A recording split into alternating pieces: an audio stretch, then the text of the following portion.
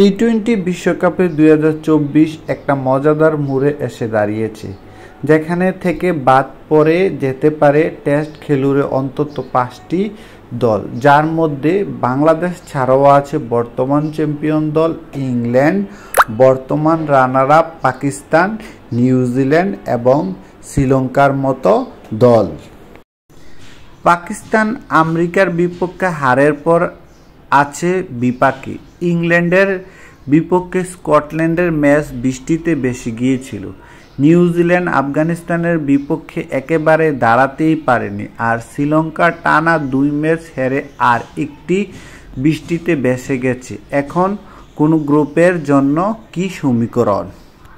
পাকিস্তানের যা করতে হবে, কানাডার বিপক্ষে 15 বল হাতে রেখে পাকিস্তানের সহজ জয় নিশ্চিতভাবেই বাবর আজমের পরের রাউন্ডে যাওয়ার আশা টিকিয়ে রেখেছে।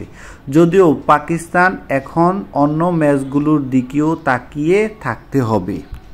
পাকিস্তানের নেট রান রেট এখন 0.191। যুক্তরাষ্ট্রের যদি বাকি 2 ম্যাচ হারে এবং পাকিস্তান যদি আয়ারল্যান্ডকে হারিয়ে দেয়, তাহলে এই গ্রুপ থেকে ভারত ও পাকিস্তান পরের রাউন্ডে যাবে। পাকিস্তানের ক্রিকেট পরিসংখ্যানবিদ মাজহার আরশাদ সামাজিক যোগাযোগ মাধ্যমে এক্স লিখেছেন, পাকিস্তান যদি কানাডার বিপক্ষে 14 ওভারের মধ্যে জিতত, তবে তারা ইউএসএ এর উপর চলে যেত নেট রান রেটে। কিন্তু শুধু নেট রান রেটের উপর গেলেই হবে না। এখন যেহেতু পাকিস্তান 2 ম্যাচ হেরে গেছে, তাই এখন পাকিস্তানকে আয়ারল্যান্ডের বিপক্ষে জিততে হবে এবং তাকিয়ে থাকতে হবে আমেরিকা যাতে অবশিষ্ট 2 ম্যাচ হেরে যায়। গ্রুপ পর্বে আমেরিকার শেষ 2 ম্যাচ ভারত ও আয়ারল্যান্ডের বিপক্ষে। পাকিস্তান ও আমেরিকার মধ্যকার নেট রান রেট পার্থক্য খুব সূক্ষ্ম। আমেরিকা যদি শেষ 2 ম্যাচ মোট 10 রানের ব্যবধানে হেরে যায়, সেই ক্ষেত্রে পাকিস্তান আগে ব্যাট করে 112 রান তুলে যে কোনো ব্যবধানে জিতলেই পরের রাউন্ডে উত্তীর্ণ হবে। কিন্তু পাকিস্তানের জন্য আরও দুশ্চিন্তার কারণ হতে পারে আবহাওয়া। লর্ডার হিলে পুরো সপ্তাহ জুড়ে বৃষ্টির সম্ভাবনা দেখা যাচ্ছে, যেখানে আয়ারল্যান্ডের বিপক্ষে পাকিস্তানের ম্যাচ আছে। এখন যদি আমেরিকা 1 পয়েন্ট পায় এবং পাকিস্তান কোনোভাবে 1 পয়েন্ট হারিয়ে ফেলে, তাহলে আমেরিকা উঠে যাবে, পাকিস্তান বিশ্বকাপ থেকে বিদায় নেবে। বিশাল ব্যবধানে জিততে হবে ইংল্যান্ডকে। গ্রুপ বিতে অস্ট্রেলিয়া খুব অনায়াসে সুপার 8-এ জায়গা করে নিয়েছে। ওমান, ইংল্যান্ড ও নামিবিয়াকে হারাতে তাদের কোনো কষ্টই হয়নি। নামিবিয়ার বিপক্ষে 72 রান তাড়া করতে অস্ট্রেলিয়ার টপ অর্ডার মাত্র 34 বল খরচ করেছে। আর টি-টোয়েন্টি বিশ্বকাপে বর্তমান চ্যাম্পিয়ন ইংল্যান্ড যেন পাকিস্তানের মতোই জটিল এক মোড়ে দাঁড়িয়ে আছে। স্কটল্যান্ডের সাথে তাদের প্রথম ম্যাচ বৃষ্টিতে ভেসে গেছে। অস্ট্রেলিয়ার বিপক্ষে বড় ব্যবধানে হেরেছে ইংল্যান্ড। ইংল্যান্ডের জন্য নেট রান রেটের সমীকরণটা আরও কঠিন। শেষ 2 ম্যাচে নামিবিয়া ও ওমানের বিপক্ষে তো জিততেই হবে। স্কটল্যান্ডকে অস্ট্রেলিয়ার বিপক্ষে অন্তত 20 রানে হারতে হবে, সাথে ইংল্যান্ড নেট রান রেট বাড়িয়ে নিতে হবে অনেক। স্কটল্যান্ড ওমানের বিপক্ষে 41 বল হাতে রেখে জয় তুলে নিয়ে নেট রান রেটে তুলেছে 2.164, আর ইংল্যান্ড আছে -1.8। অস্ট্রেলিয়ার বিপক্ষে ইংল্যান্ড যদি 20 রানে হারে, সেক্ষেত্রে নামিবিয়া ও ওমানের বিপক্ষে 2 ম্যাচ মিলিয়ে ইংল্যান্ডকে অন্তত 94 রানে জিততে হবে।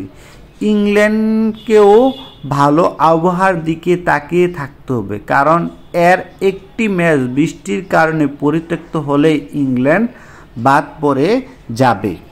শ্রীলঙ্কা 2 হারের ধকল কাটাতে পারবে। শ্রীলঙ্কা বিশ্বকাপ শুরু করেছে দক্ষিণ আফ্রিকা ও বাংলাদেশের বিপক্ষে হার দিয়ে। এরপর নেপালের বিপক্ষে ফ্লোরিডায় লর্ডার হিলে ম্যাচটা ভেসে গিয়েছে বৃষ্টিতে। শ্রীলঙ্কা যদি নেদারল্যান্ডসের বিপক্ষে জয় পায় তবে সর্বোচ্চ 3 পয়েন্ট নিয়ে গ্রুপ পর্ব শেষ করবে দলটি। সেখানে বাংলাদেশ ও নেদারল্যান্ডসের এখনও 2 ম্যাচ বাকি এবং ইতিমধ্যে 2 পয়েন্ট আছে 2 দলের। বৃহস্পতিবার রাতে কিংস্টাউনে মুখোমুখি হবে বাংলাদেশ ও নেদারল্যান্ডস। এই ম্যাচটা যদি বৃষ্টির কারণে পরিত্যক্ত হয় তাহলে শ্রীলঙ্কা কিছুটা আশা থাকবে, আর নেদারল্যান্ডস বা বাংলাদেশ যে কোনো দল যদি জয় পায় তাহলে শ্রীলঙ্কা বাদ।